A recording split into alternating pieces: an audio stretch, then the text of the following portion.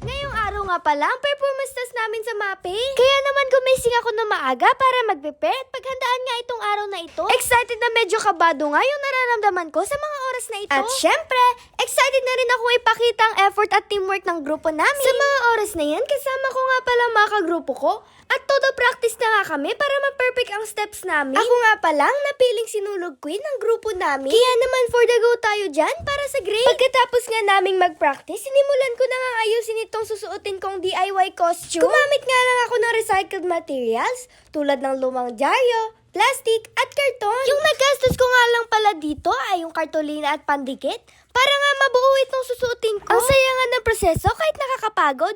Sobrang worth it naman kapag nakita mo na ang resulta nito. Sinigurado nga namin na matibay at maayos ang pagkasuot nito para nga hindi matanggal at magkalasan habang sumasayaw ako. Importante, komportable ako habang sumasayaw. Habang busy nga kami ng mga kagrupo ko, ito namang ibang kaklase ko na isipang pagtripan ng videos ko. Kamay na po ito, check out isa na po sa yellow basket.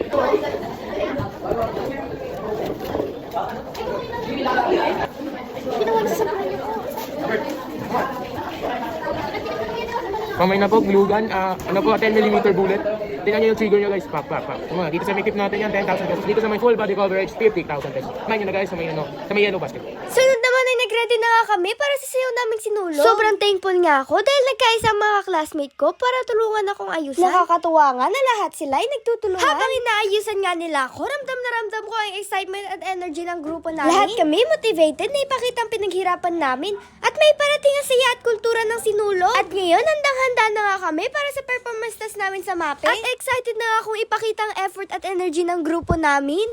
Uy, oo, akin yan!